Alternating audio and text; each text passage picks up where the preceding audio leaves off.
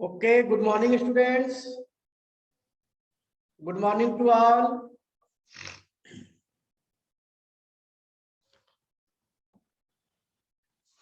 Previous class में हम लोग साउंड चैप्टर पढ़ रहे थे. We have started the chapter sound.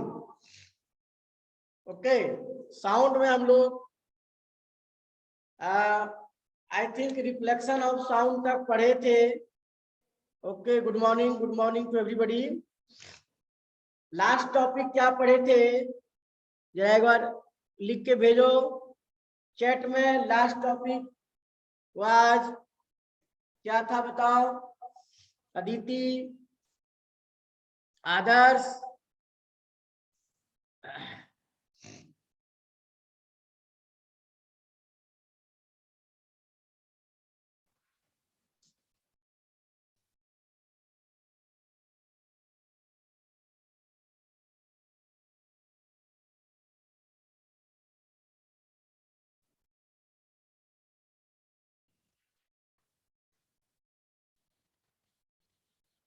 ठीक है. तो हम लोग रिफ्लेक्शन ऑफ साउंड में थे. कुछ बच्चे उधर से चैट भी कर सकते हो. ओके, और लास्ट टॉपिक हम लोग जो पढ़े थे वो रिफ्लेक्शन ऑफ साउंड और इसका वेरियस एप्लीकेशन है ना. Reflection of sound and its various application. Sound का अल्ट्रासोनिक, इंफ्रासोनिक इफेक्ट हम लोगों ने पढ़ चुका है. ओके, तो कुछ बच्चे लास्ट टॉपिक क्या पढ़े थे उसको लिख करके भेज सकते हो कंफर्मेशन के लिए. ओके, तो हम लोग रिफ्लेक्शन ऑफ साउंड में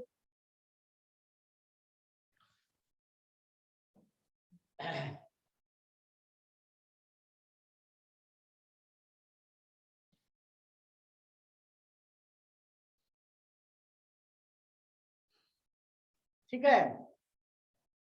लास्ट टॉपिक जो हम लोग पढ़ रहे थे सन्नी, वो लास्ट टॉपिक क्या था हमारा? Reflection of sound. Reflection of sound इसका हम लोग को प्रैक्टिकल भी करना है. रिफ्लेक्शन ऑफ साउंड का हम लोग को frequency was the last topic. Okay, frequency हम लोग पढ़ रहे थे.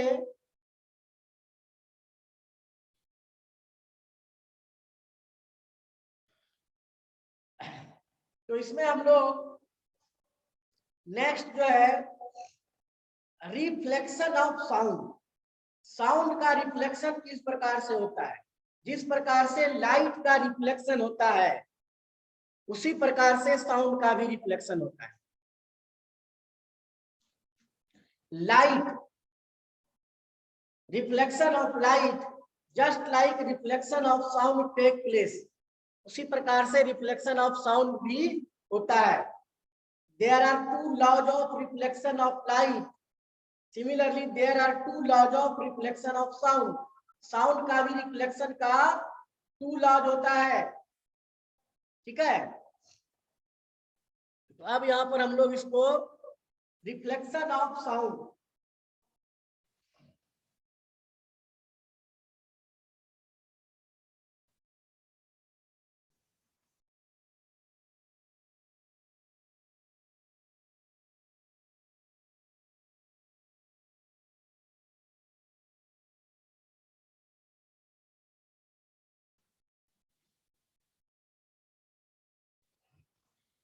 This is incident sound. ठीक है, this is incident sound and this is reflected sound.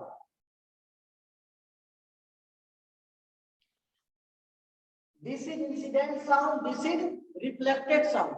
Sound जब कोई हार्ड सरफेस पर इंसिडेंट होता है, साउंड जब कोई हार्ड सरफेस पर फॉल होता है तो वहां से वो रिफ्लेक्ट होता है. उतना ही डिग्री का एंगल बना करके रिफ्लेक्ट होता है। तो ये जो है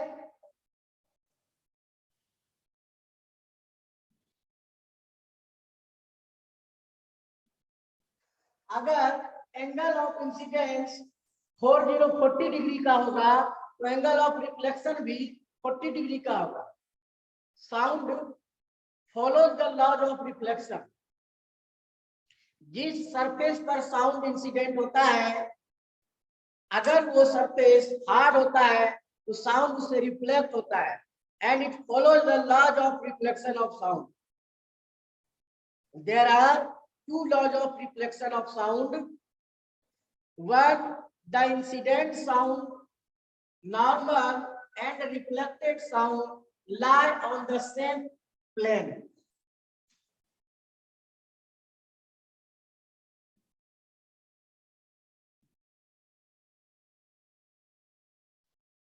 Lie on the same plane and at the same point. Same plane पर और सेम पॉइंट पर एग्जिस्ट करता है। This is the first law.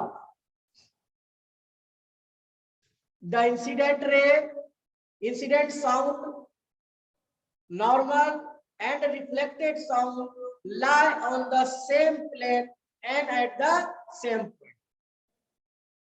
Same plane पर और सेम पॉइंट पर लाई करता है, पहला लॉ है। दूसरा law, angle of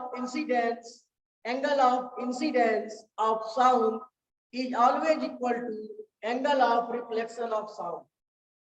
Angle I equal to angle R. Sound में भी होता है angle I is equal to angle R.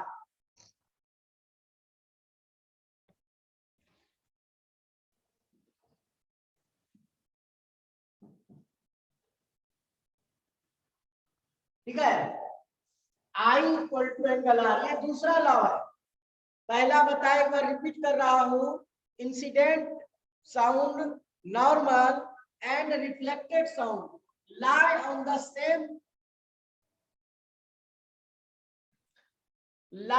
the same plane and at the same point. दूसरा law, angle I always equal to angle R. Angle of incidence is equal to angle of reflection. Angle I equal to angle R. ये दो law को follow करता है reflection of sound. हमारे day to day life में reflection of sound का multiple application है। Day to day life में सबसे पहला है रिफ्लेक्शन ऑफ साउंड का यूज इको।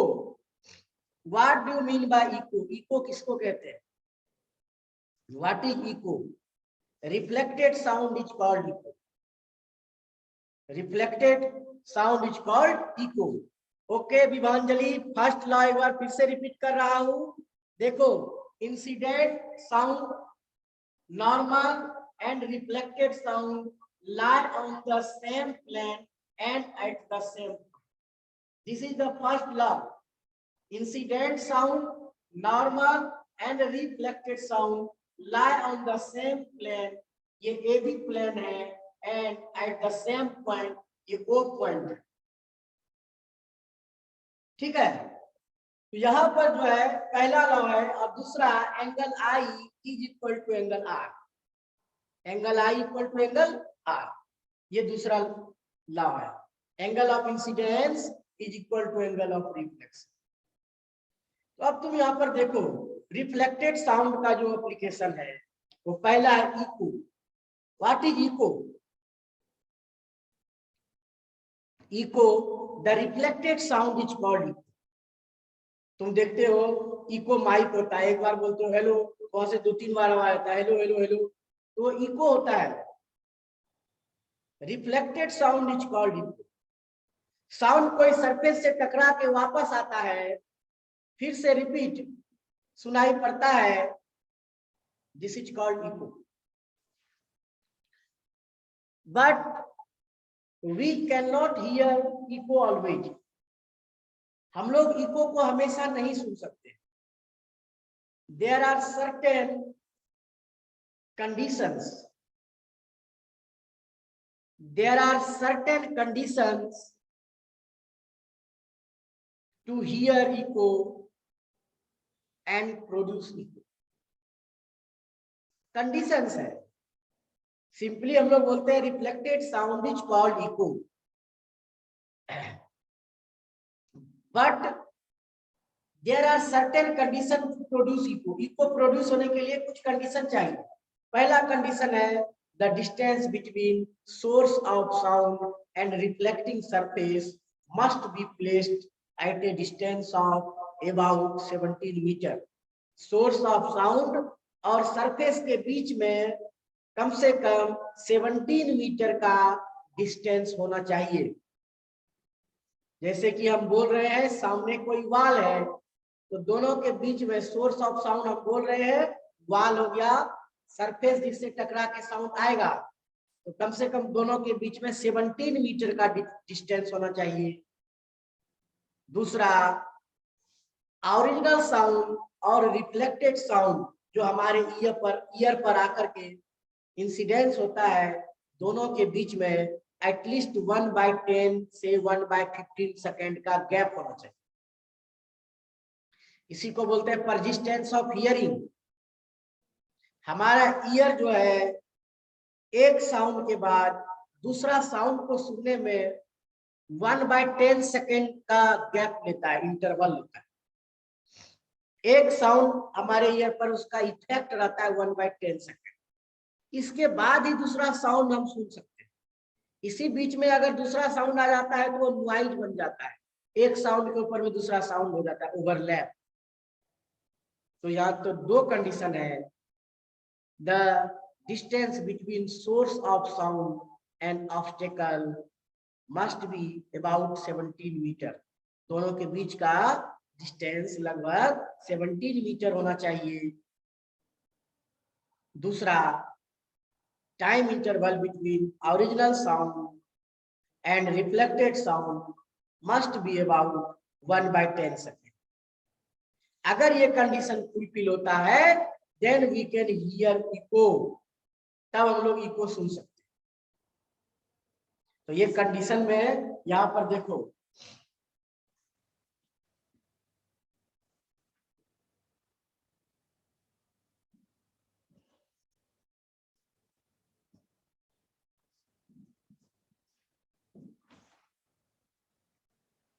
लिखे 2D equal to V into T. 2D तुम जानते हो distance equal to speed into time होता है. तो यहाँ डिस्टेंस को हम 2 टाइम्स क्यों लिखे? क्योंकि एक बार साउंड जाएगा वाल से टकरा करके फिर यहीं पर साउंड आएगा, तो एक डिस्टेंस को 2 बार कवर कर रहा है. तो यहाँ डिस्टेंस को ट्वाइस कर दिए, 2 इंटू टी. ये डिस्टेंस ही रहेगा, equal to V into T, speed into time. अब तुम जानते हो एयर में साउंड का स्पीड 340 मीटर पर सेकेंड तुम रख सकते हो, 344 भी रख सकते हो. और टाइम इंटरवल कितना बताए? ओरिजिनल साउंड और रिफ्लेक्टेड साउंड के बीच में 1/10 सेकेंड का डिफरेंस होना चाहिए. तो यहाँ पर तुम निकाल लो डिस्टेंस.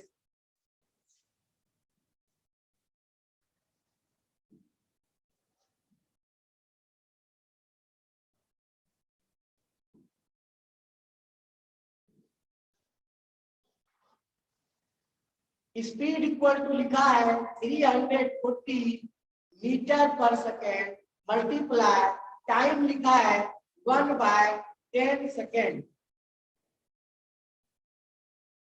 ऑडियो दिख रहा है, ऑडियो सुनाई हो रहा है, वीडियो दिख रहा है students? Audio and video is clear to everybody? Kindly send your feedback.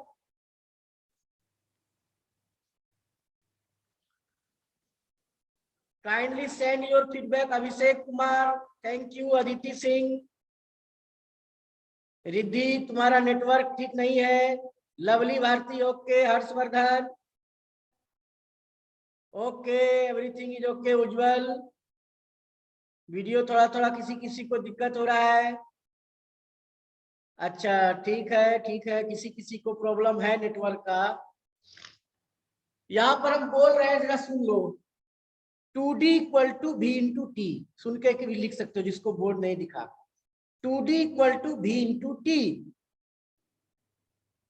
फिर 2D इक्वल टू भी के जगह पर 340 मीटर पर सेकेंड मल्टीप्लाई 1/10 सेकेंड। अब इसको सॉल्व करो, कितना आ रहा है सॉल्व करने पर? 0 0 कैंसिल हो जाएगा, सेकेंड सेकेंड भी कैंसिल हो जाएगा,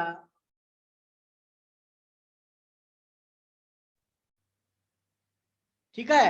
0 0 कैंसिल हो जाएगा, सेकेंड सेकेंड कैंसिल हो जाएगा।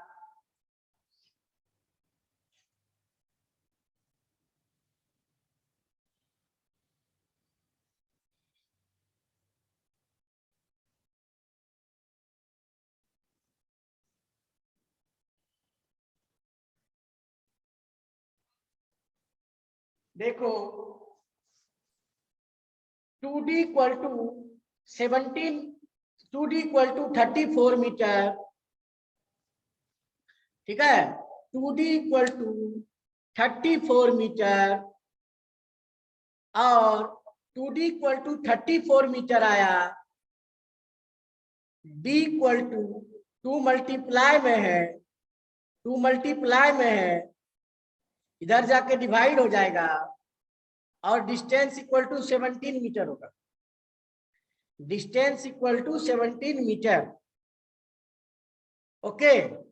Distance equal to 17 meter, okay.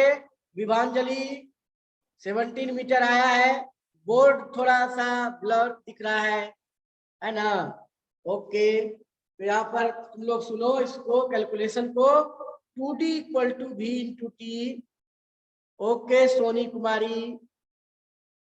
2D equal to V into T, तो 2D इक्वल टू 340 मीटर पर सेकेंड मल्टीप्लाई 1/10, इसको कैलकुलेट करते हैं तो 2D इक्वल टू 34 और D इक्वल टू आता है 17 मीटर।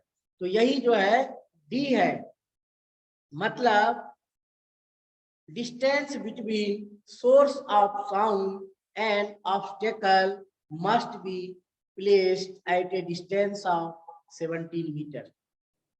दोनों के बीच का डिस्टेंस जो है वो 17 मीटर होना चाहिए और टाइम इंटरवल 1/10 सेकेंड होना चाहिए, तब जाकर के हम लोग को सोच सकते। इसके बाद भी कुछ कंडीशंस अप्लाइड हैं। दिस कंडीशंस आर,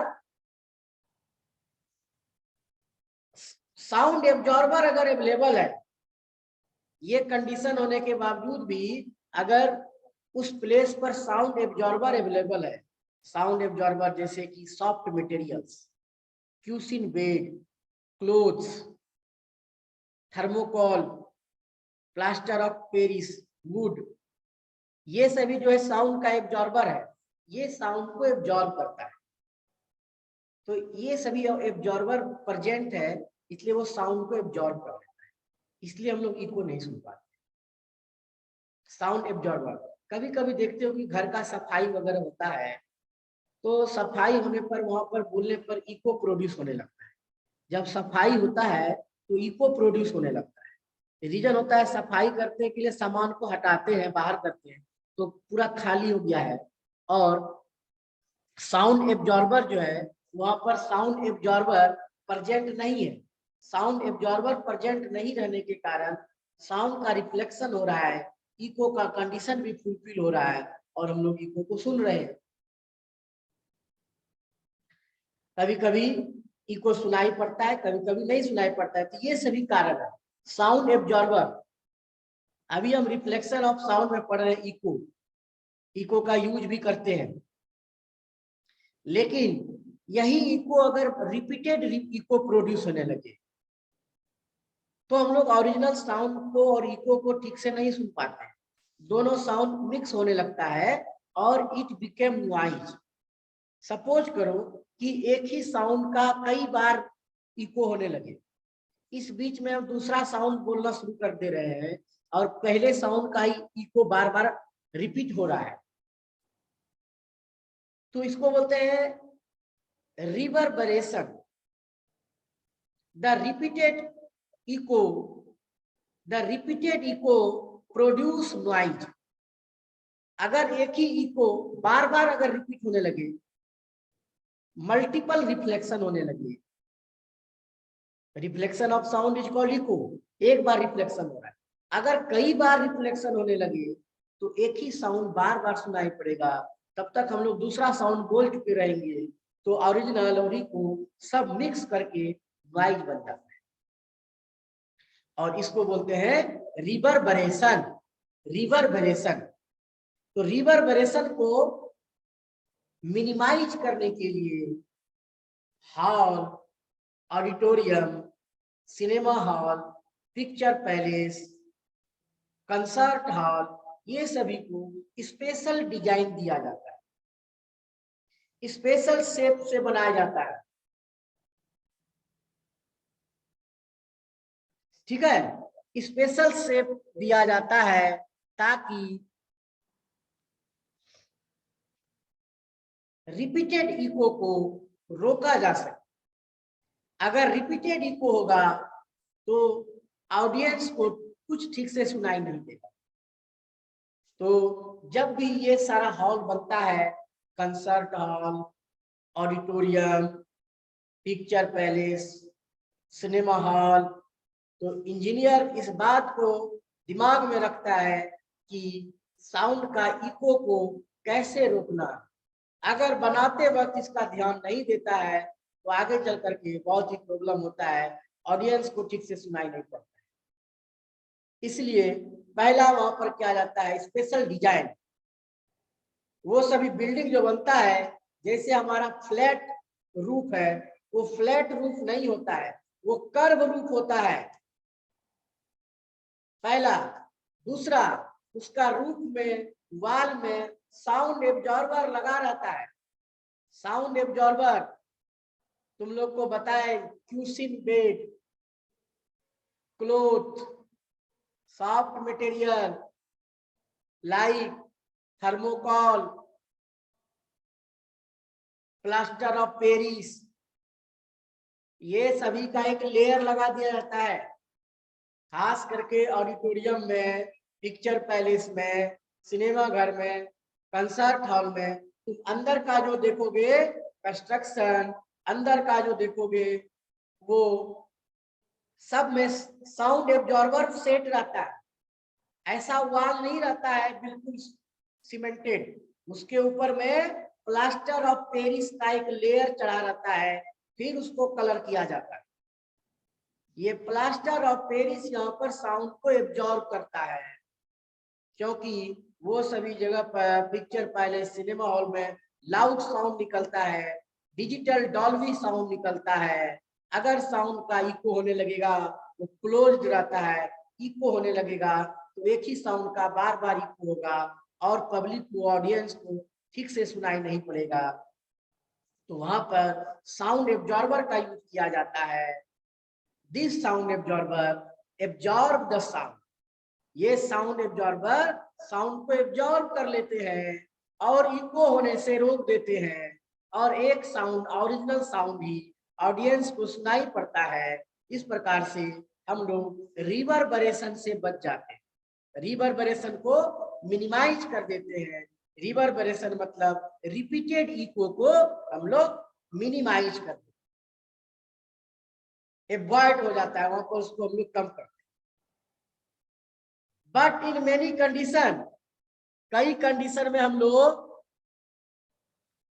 क्या करते हैं, इन मेनी कंडीशंस हम लोग क्या करते हैं, इको का रिपीटेड मतलब मल्टीपल एप्लीकेशन ऑफ साउंड का यूज करते हैं। मल्टीपल एप्लीकेशन साउंड का, मल्टीपल एप्लीकेशन का हम लोग यूज करते हैं। जैसे कि तुम देखते हो हॉर्न जो बजता है, उसके बाद जितना भी तरह का बैंड बाजा जो बजता है ट्यूब के द्वारा यूज किया जाता है, बजाया जाता है। हॉर्न, उसके बाद बैंड बाजा, ये सभी जो म्यूजिक इंस्ट्रूमेंट है, लाउड स्पीकर, ये सभी में रिपीटेड रिफ्लेक्शन ऑफ साउंड का यूज किया जाता है। रिपीटेड रिफ्लेक्शन ऑफ साउंड का यूज किया जाता है और लाउड साउंड बाहर निकलता है। अब बोर्ड ठीक से दिख रहा है बच्चों? Board is clear? क्या ऑडियो और वीडियो क्लियर है कि सिर्फ ऑडियो क्लियर है? once again send your feedback.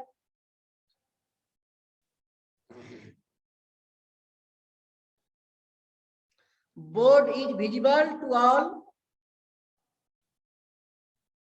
Both are clear, sir. Very good. Thank you, Vibhanjali. Okay. All clear, Riddhi Kumari, Ujjwal, Aditi Singh. Very good. Thank you. Okay.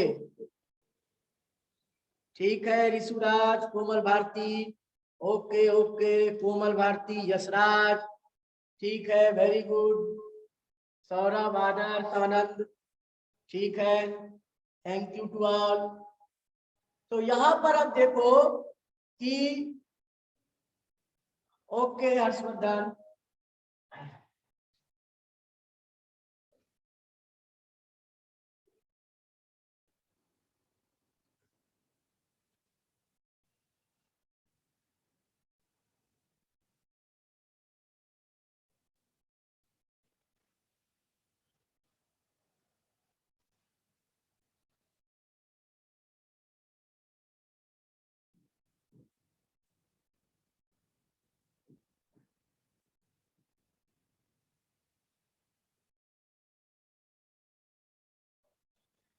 यहाँ पर हम बताए हैं कि साउंड का रिफ्लेक्शन का use कैसे म्यूजिक इंस्ट्रूमेंट में करते हैं। तो ये देखो ऐसा ही रहता है, लाउड स्पीकर यहाँ आगे में कर्व रहता है, हॉर्न आगे में कर्व रहता है, फैला हुआ रहता है, कोनिकल शेप में रहता है, और यहाँ जो साउंड प्रोड्यूस होता है उसका रिपीटेड रिफ्लेक्शन होता है। रिपीटेड रिफ्लेक्शन होता है, ये पूरा एरिया में इधर फैल जाता है। तो यहाँ पर देखो रिपीटेड रिफ्लेक्शन, और साउंड का इससे इंटेंसिटी कम नहीं होता है, साउंड का लाउडनेस कम नहीं होता है, और ये रिफ्लेक्टेड साउंड जो है इस एरिया में पहुंचता है। अगर साउंड का रिफ्लेक्शन नहीं होगा तो यहाँ पर इतना लाउडनेस उसका कम होते चला जाएगा, इंटेंसिटी कम होते चला जाएगा।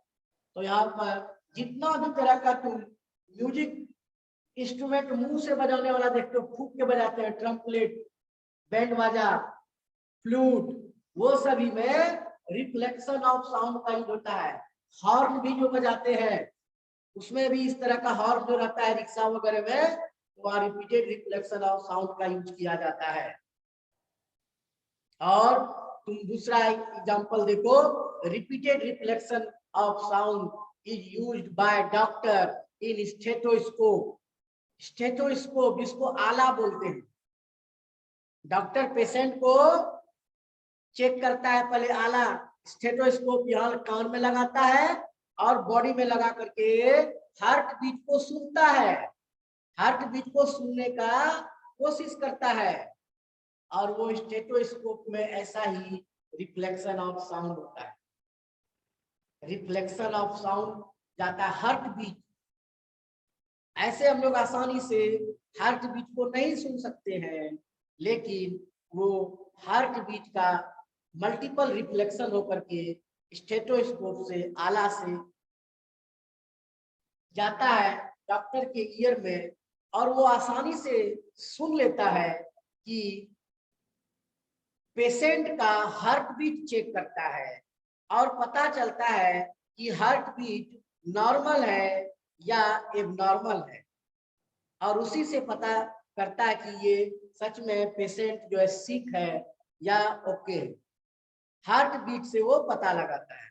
तो स्टेथोस्कोप आला जिसको बोलते हैं डॉक्टर यूज करता है, तो वो जैसे यहाँ लगाता है हार्ट बीट जो उसका पाइप लगा रहता है, और पाइप से रिपीटेड रिफ्लेक्शन होने के बाद उसके ईयर पर जाता है और उसको सुन करके फिर डॉक्टर चेक करता है, आगे का प्रोसेस करता है। तो रिफ्लेक्शन ऑफ साउंड का यूज हो रहा है। ठीक है, तो इस प्रकार से रिफ्लेक्शन ऑफ साउंड का बहुत सारा एप्लीकेशन है। Reflection of sound is used by navy.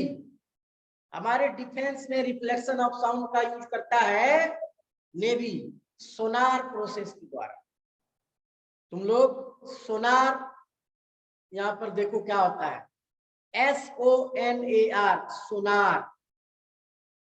SO मतलब sound, N navigation, A and R ranging. लिख देता हूं यहां पर।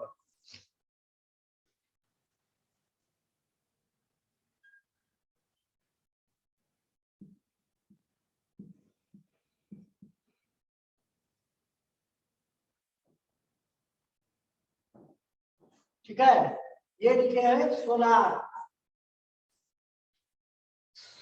SONAR, सोनार। SO मतलब sound, SO stand for sound, N for navigation, A for and, R for ranging. इसका full form होता है साउंड नेविगेशन एंड रेंजिंग। ये भी लिख देता हूं।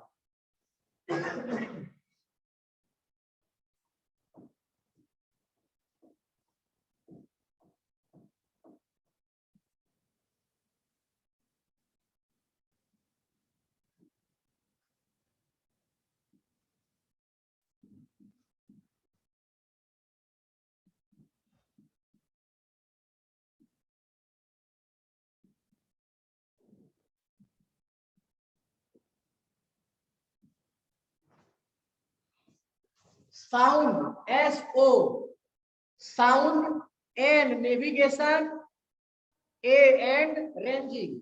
Sound navigation, sound navigation and ranging,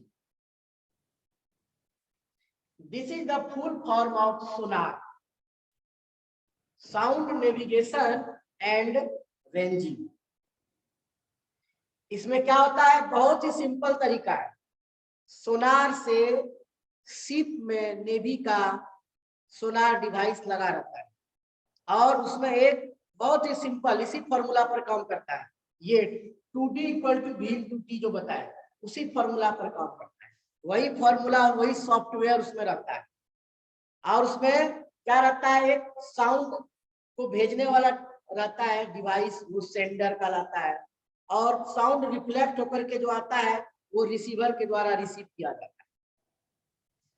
sender के द्वारा साउंड वेव भेजा जाता है और वो पार्टिकुलर प्लेस से, जैसे समुद्र में भेजा जाता है तो समुद्र का सी बेड से टकरा के वापस आता है, उसको रिसीवर रिसीव करता है। तो साउंड वेव को सी बेड तक में जाने में, वापस आने में जो टाइम लगता है वो मेजर किया जाता है। वो डिवाइस मेजर करता है टाइम, कितना टाइम लगा जाने और आने में। और भी speed of sound in water हमें पता है 1500 मीटर पर second speed of sound in water. Sea में भेज रहे हैं। R stand for ranging. एक बच्चा का नहीं दिख रहा हो तो आर फॉर RANGING, रेंजिंग लिखे, RANGING।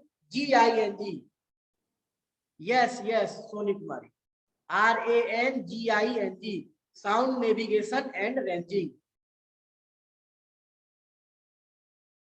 Yes Harshvardhan, reflection of sound is called echo. Echo का ही तो डेफिनेशन हमने कहा, reflection of sound is called echo. तो यहाँ पर सोनार में साउंड को भेजा जाता है और साउंड रिफ्लेक्ट होकर के आता है। वो सोनार डिवाइस टाइम मेजर करता है, कितना टाइम लगा जाने आने में, साउंड वेव को भेजता है और रिटर्निंग जो आता है उसको रिसीव भी करता है सोनार, और कितना टाइम लगा। Speed of sound we know that water में साउंड का स्पीड 1500 मीटर पर सेकेंड होता है। अब ये 2d equal to v into T का फॉर्मूला पर लगा देते हैं। v के जगह पर 1500 मीटर, टाइम जितना आया वो फिट करते हैं, सेट करते हैं, और निकल जाता है कितना डिस्टेंस है, 2 टाइम्स। एक बार जाने प्लस आने, जो डिस्टेंस निकलता है उसको 2 से डिवाइड कर देंगे तो c का उस जगह पर क्या डिस्टेंस है वो पता चल जाएगा। इसी के आधार पर नेवी में जो वर्क करते हैं वो पता करते हैं पार्टिकुलर जगह पर सी का डेप्थ क्या है, उसी के आधार पर वो आगे का स्ट्रेटेजी बनाते हैं। तो सोनार यूज किया जाता है इसमें सी का डेप्थ को मेजर करने, डिफेंस में। और भी मल्टीपर्पस यूज है उसका। अब 1 मिनट से कम मीटिंग बचा है, थोड़ा सा पार्ट इसका टुमारो डिस्कस करेंगे सोनार का, ठीक है। अदर भी एप्लीकेशन है सोनार का, इंडस्ट्रियल एप्लीकेशन है। लार्ज स्केल पर सोनार का यूज किया जाता है समुद्र के अंदर पेट्रोलियम खोजने में, पेट्रोलियम का पता लगाने में। क्रूड ऑयल का जो साउंड जाता है रिफ्लेक्ट होकर के आता है, बहुत प्रकार का इंफॉर्मेशन देता है कि अंदर में किस तरह का नेचर प्रेजेंट है। क्रूड ऑयल है, कीमती मोती है, पत्थर है, लार्ज स्केल पर फिश है,